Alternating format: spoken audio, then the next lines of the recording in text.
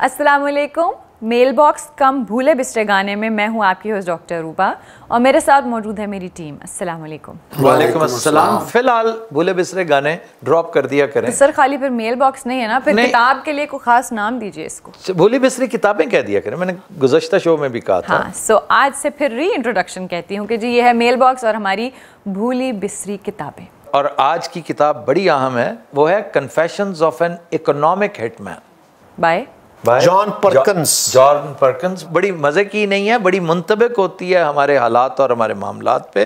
हम पिछले रमज़ान में भी गालिबन इसका तज़किरा कर चुके हैं और उससे पहले भी। आप फ़िलहाल सवालों की तरफ आ जाएं। यूज़र का नाम नहीं है। सर जी आप बहुत अच्छे लगते हैं, आपके शो भी बहुत अच्छे हैं। प्लीज़ ये बता दें इमरान खान कब तक कुंदन बन जाएगा? कुंदन बन जाएगा? भाई वाह वाह वाह। अब गैब का इल्म मुझे नहीं है और ये बात अलबत्ता दुरुस्त है कि हर गुज़रते हुए दिन के साथ साथ इमरान लर्न कर रहा है, चीज़ों से सीख रहा है। जी अगेन यूज़र का नाम नहीं है। माशाल्लाह जी 8 महीने की अनथक मेहनत के बाद ये एक कमरे का स्टूडियो तैयार हुआ, लेकिन है प्यारा लग रहा। माशाल्लाह। दूध भी दिया तो मेंगने पाके ऐसे चाचा बूटा चाहिए। ओ भाई एक कमरे का ही स्टूडियो होता है छोटे शोज में। तुम्हें किसने कहा है कि 1 एकड़ का होता है? किसने आपको ये कह दिया? बहरहाल मुझे याद आती है मिसाल, सुबह सुबह 2 मछेरे जाते हैं शिकार करने जी। तो एक ऐसा जो 8-10 ना छोटी छोटी है इतने इतने साइज की मछलियां ले आता है जी। तो बड़ा मायूस सा जा रहा होता है। पास से गुजरता है दूसरा, उसने एक मछली पकड़ी होती है वो कम से कम 15-20 किलो की। तब तारीफ नहीं कर रहा तो कहता है सवेर दी बस इको ही पड़ी हो। मकान खान साहब ने बड़ा अच्छा खूबसूरत बनाया ना। दो ने खान साहब दूसरे ने बुला के विखाया और कहता देख यार मकान में बहुत पक्का बनाया। वो वेख के कहता माशाल्लाह सोहना बनाया, लेकिन बंब अगे कुछ नहीं। कि एक बम अगर गिरे तो उसके आगे ये कुछ भी नहीं है। अब उसने अपनी ख्वाहिश महूम बयान कर दी कि वो जो करते थे बम टिकना चाहिए। लेकिन बहरहाल thank you very much for the comments. आपने तारीफ भी की है, हम शुक्रिया अदा करते हैं।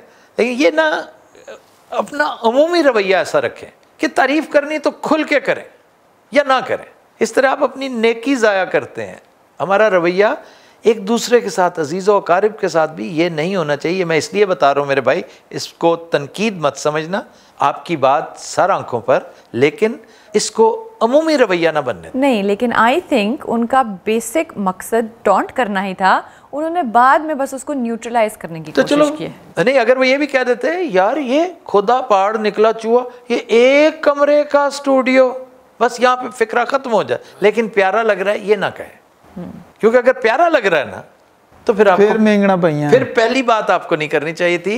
मैंने गुजारिश कर दी है कि 5-4 छोटे शोज जो हैं वो एक ही कमरे में होते हैं और ये स्टूडियो उससे 3 टाइम्स बड़ा है। जितनी जगह चाहिए होती ना 3 गुना बड़ा है। अभी आपने बाकी कई चैनल्स के स्टूडियो रूम्स नहीं देखे। वो छोटी छोटी खुड्डें होती हैं। हाँ जी। आइए जी अगले। डॉक्टर साहब इसको लेफ्ट हैंडेड कॉम्प्लीमेंट भी कहते हैं जी। अली हमजा साहब कहते हैं कि आफ्ताब भाई बहुत बहुत शुक्रिया कि आपने हमारा शहर खारियाँ का नाम लिया अपने शो में। हमारे यहाँ सबसे ज़्यादा मशहूर बर्फ़ी नोने हलवाई की है। आपने इस कमेंट का जवाब लाजमी देना है। मेरा नाम अली हमजा है, खारियाँ के पास हमारा गांव है। चलें ठीक है जी। 2-3 शोज़ पहले मैंने तज़किरा किया था उसका कि ऐसे ही जो है ना कब्ज़ा नहीं कर लेते। ठीक है लाला मूसा से आगाज़ हुआ होगा, लेकिन फ्रेंचाइजीज होंगी। खारियाँ में भी वही है। और ये बाज़ जगह ऐसी हैं जिन चीज़ों का लोगों को पता, मसलन मियाँ दी दाल जी वो खारियाँ। जी खारियाँ। फिर बहुत शानदार शॉल्स जलालपुर जट्टा जी या भिम्बर या श्रीनगर। कश्मीरी काम है ना, तो नीचे उतरते उतरते गुजरात भिम्बर के रास्ते यहाँ तक आ गया। नाम ही कश्मीरी कढ़ाई है जी। अच्छा जी। अगेन यूज़र का नाम नहीं है।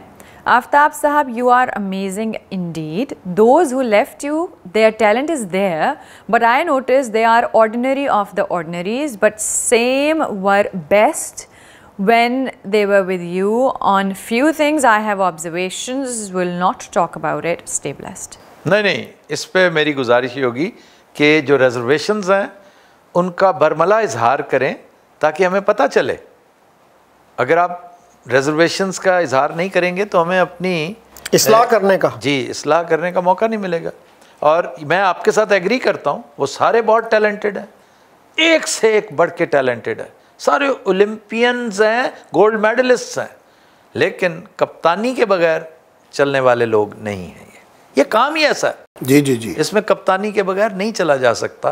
अनफॉर्चुनेटली फिलहाल कप्तान कोई और नहीं आया, आता तो मैं उसे उचक लेता और उसे कहता भाई यहाँ बैठो और मेरा शो करो, मुझे फुर्सत दो, मुझे थोड़ी सी रिलीफ दो, मैंने और बहुत सारे काम करने हैं। लेकिन नहीं है जी, टैलेंट है, आर्टिस्ट्स हैं, एक से एक बढ़ के हैं, इनका कोच नहीं है, कप्तान इनका नहीं है। गाइड नहीं है, कप्तान नहीं है। जी ओमान से मोहसिन रज़ा का कमेंट है कि आफ्ताब साहब पहले तो आपको शो की बहुत बहुत मुबारक हो, अल्लाह ताला हमेशा आपको सलामत रखे और आपका शो दिन दुगनी रात चुगनी तरक्की करे।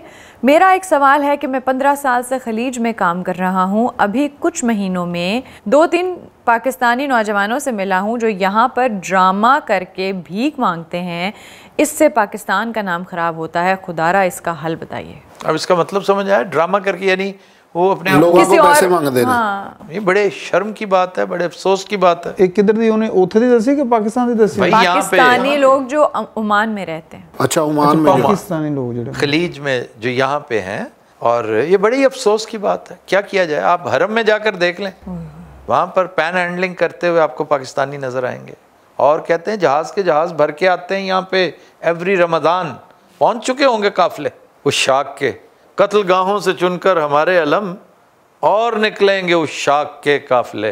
तो वही हिसाब है। उस्मान कासिम चौहान साहब का मैसेज है कि 40,000 भी व्यू नहीं आएंगे इस स्टूडियो के। ये वही हिसाब है। सारे मैंने लगता ਤੁਹਾਡਾ मजा ही ਲੈਂਦੇ ਨੇ, ਯਕੀਨ ਕਰੋ। ਇਹ ਤੇ ਉਹ ਹਿਸਾਬ ਹੈ ਕਿ ਚੀਜ਼ ਅੱਛੀ ਬਣ ਗਈ ਹੈ ਲੇਕਿਨ ਇਹ ਚੱਲਣੀ ਨਹੀਂ ਹੈਗੀ। ਨਾਲੇ ਜਦੋਂ ਸਿਕੰਦਰ ਗਿਆ ਸੀ ਤਾਂ ਵੀ ਦੋਵੇਂ ਹੱਥ ਖਾਲੀ ਸੀ। दिलावर हुसैन साहब कहते हैं बेएतबारी हद से गुजरी बंदा परवर कब तलक, हम कहेंगे स्टूडियो और आप फरमाएंगे जी क्या। जी ये गालिब को पैराफ्रेज करते रहे भाईजान। ये मेरा ख्याल बड़ा पुराना मैसेज है, स्टूडियो इन्होंने देख लिया होगा, तो अब इनका कमेंट रिडंडेंट हो चुका है। नेक्स्ट कमेंट है जी, आफ्ताब साहब आप पूरी दुनिया का तस्करा करते हैं, आप अपने आप को बड़ा ज़हीन समझते हैं। केपी के असेंबली में ख़ातून MPA सोबिया शाहिद के साथ जो सलूक हुआ, असेंबली में उसके ख़िलाफ़ गलीज़ फ़िक्रे बोले गए, उसकी बोलियां लगाई गईं। पाकिस्तान के तकरीबन तमाम सहाफ़ियों ने इस वाक़े की मज़म्मत की, सिर्फ आपने मज़म्मत तो क्या, आपने तो बात तक नहीं की। पार्टी कोई भी हो, सहाफ़ी उससे कहते हैं जो हक़ सच बात कहे, आप अल्लाह पर तवक्कुल रखते हैं। आगे कटा हुआ है। अब ये जो है ना, ये बिल्कुल गए वक्तों के अफसानों में ना सासें इस तरह के ताने दिया करती थी। तो मुझे नहीं पता कि why is he saying all this, मुझे तो पता भी नहीं इस वाक़े का। आपको पता है ये वाक़या क्या हुआ? अगर शकील जैसे वेल इन्फॉर्म्ड शख्स को नहीं पता, तो मेरे भाई हम गैर मुल्क में बैठे हैं, हर वक्त यहाँ पर बड़ी बड़ी TV स्क्रीनें नहीं हमारे आगे होती कि हमें पता हो। ये सोबिया, क्या है नाम इसका? सोबिया शाहिद। ये सोबिया शाहिद का वाक़या क्या है मुझे नहीं, मेरे लिए खबर है ये, मुझे बिल्कुल नहीं पता कि क्या हुआ। बदतमीज़ी कोई नई बात नहीं है, हाउस में रोज़ होती है, हुल्लड़बाजी रोज़ होती है। तो मैं इसकी वैसे ही मजम्मत करता हूँ, ये जाने बगैर कि खातून का ताल्लुक किस जमात से है। इस तरह की हरकत किसी मर्द के खिलाफ भी हो, मैं एंडोर्स नहीं करूँगा, ये तो फिर खातून के खिलाफ है। और सर वैसे भी डिसिप्लिन होना चाहिए, किस लेवल की वो एक कॉन्फ्रेंस है, मीटिंग है, गैदरिंग है, everybody in the world is watching you and वो तो छोड़े, मैं इन भाई साहब के लिए, आपको इन पे हैरत नहीं हो रही? वो तो है ही कि है। भाई जाने बगैर ही क्या आपने ये क्या किया, वो क्या किया, फलां क्या किया। ये बिल्कुल ऐसी है जैसे एक मैनेजर फैक्ट्री का, वो आया बाहर तो कहते हैं ये लड़का क्या कर रहा है यहाँ पे? मैंने कहा सर ये पैसे मांग रहा है, इस कितने पैसे बनते हैं? वो कह रहा है सर 3,000 रुपये।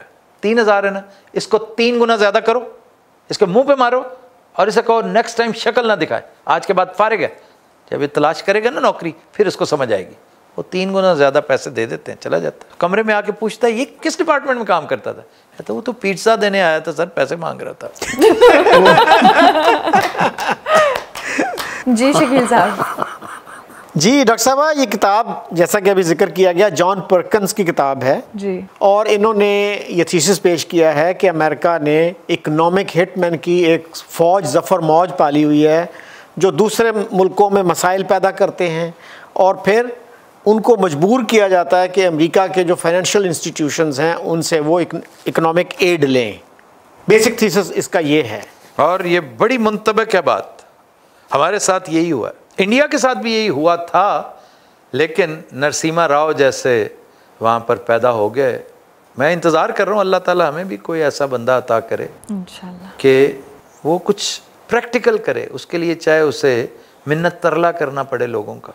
क्या क्या कुछ किया था उसने। जी, इंडिया को डॉक्टर साहब आपको पता होगा कि बहुत सारा सोना जो है वो यूरोप के बैंकों में रखवाना पड़ा था, गिरवी रखना पड़ा था। जी। तो इनका जो थीसिस है ना जी, ये है कि मुख्तलिफ मुल्कों में इंस्टेबिलिटी, अदम इस्तेहकाम पैदा किया जाता है, फिर वहाँ पे जाली इलेक्शन करवाए जाते हैं और इक़्तिदार उन जमातों और शख्सियात के सुपुर्द किया जाता है जो उनके फ़ैसलों को तस्लीम करते हैं। वाह वाह वाह, ये किताब फ़ी ज़माना पाकिस्तान में बैन होनी चाहिए।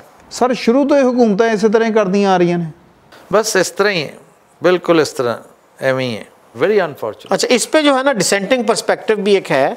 वाशिंगटन पोस्ट ने इस पे एक रिव्यू छापा था इस किताब पे। यह किताब आई 2004 में और वो रिव्यू 2006 में छपा। तो उन्होंने कहा कि ये बंदा जो है ना फ्रॉथिंग कंस्पिरेसी थियरिस्ट है, यानी ऐसा मफरूज़े घड़ने वाला शख्स है जिसके मुंह से झाग निकल रही है। नहीं, लेकिन ये कितनी बेहुदा बात की है उसने कि उसने एक एक चीज़ साबित कर दी और ये आज की नहीं है। ये सब कुछ तो बनाना रिपब्लिक्स के दौर से हो रहा है, पिछली सदी से हो रही है। पर ये उनका थीस उसको उस पे नई बात, ये उनका जो है जो डिसेंटिंग पर्सपेक्टिव उन्होंने दिया, वो एक अलग बात है। जी शकील साहब आप कह रहे थे। जी, इसमें मुख्तलिफ मुल्कों की मिसाल दी गई है कि कैसे उनको मजबूर किया गया कि वो कर्ज लें और अमेरिका के ज़ेरे नगी आ जाएं। उसमें एक्वाडोर का नाम लिया गया, पनामा का नाम लिया गया और फिर इंडोनेशिया का नाम लिया गया है। और ये भी उन्होंने लिखा है कि बाज़ औक़ात बहुत से अमरीकी एहलकार बंदूक की नोक पर भी फैसले करवाते हैं इस तरह के मुल्कों से। इंडोनेशिया में सुकार्नो एक बहुत बड़ी मिसाल है, उसको आर्म ट्विस्ट इस तरह की गई, वो जो बंदूक की नोक होती है ना, वो ऐसी सूरत हाल क्रिएट कर दी जाती है कि आप लाजमी कर्ज के बगैर आप रह ही नहीं सकते। हालात ऐसे हो जाते हैं। और क्या अच्छा बिजनेस है उन्होंने अपना चला रखा है। वो फाइनेंशियली भी ठीक रहते हैं और पॉलिटिकली भी ठीक रहते हैं, और कमज़ोर जो है वो उनका विक्टिम बनता है। और इस पर क्या कहते हैं, इकबाल ने क्या कह रखा है, जुर्म ज़ईफ़ी की सज़ा मर्गे मफ़ाजात। फिर उसमें वो ये भी कहते हैं कि बहुत सारे जो ठेके हैं वो अमेरिकन कंपनियों को दिए जाते हैं। ये तो अंडरस्टूड है। यही तो गुजारिश कर रहे हैं कि फाइनेंशियली भी इन्हें बहुत सूट करता है कि सारे ठेके जितने, यानी कंसल्टेंसी के नाम पर hundreds of millions of dollars वो अपनी कंपनियों पे निछावर कर दिया जाता है। और ये लाजमी होता है, कर्ज देने वाले की शराइत होती हैं कि मैं कर्जा दे रहा हूँ ना, तो ये मेरी शराइत है। इनको समझना हो ना फिक्शन की शक्ल में, तो शेक्सपियर का शाइलॉक कैरेक्टर जो है वो देख लें, द मर्चेंट ऑफ वेनिस। वो एक दफ़ा देखें ज़रूर कि जो कर्ज दे रहा होता है ना साहूकार, वो किस तरह डिक्टेट करवा रहा होता है कि ये हुआ तो फिर ये होगा, ये हुआ तो फिर ये होगा, और वो अपना काम कर गया था। छुरी यहाँ तक पहुँच चुकी थी कि पोर्शा को अल्लाह ताला ने गैबी मदद के तौर पे भेज दिया। My pound of flesh. Again I will repeat के इंडियन हार्ट पर जब छुरी चलने लगी थी तो पोर्शा की शक्ल में अल्लाह ने नरसिम्हा राव को भेज दिया था। ठीक है सर। और डॉक्टर मनमोहन सिंह ने बड़ा कमाल किया उसमें, और नरसिम्हा राव का बड़ा अच्छा फैसला था डॉक्टर मनमोहन सिंह को फाइनेंस मिनिस्टर बनाने का। और इतने वो सादा आदमी थे, डॉक्टर महबूबुल हक ने उनका किस्सा लिखा है कि मैं उनको मिलने गया तो उनका जो फर्नीचर था वो इसी तरह था जैसे हमारे किसी डिप्टी सेक्रेटरी का होता है। हाय हाय, बड़े सादा आदमी।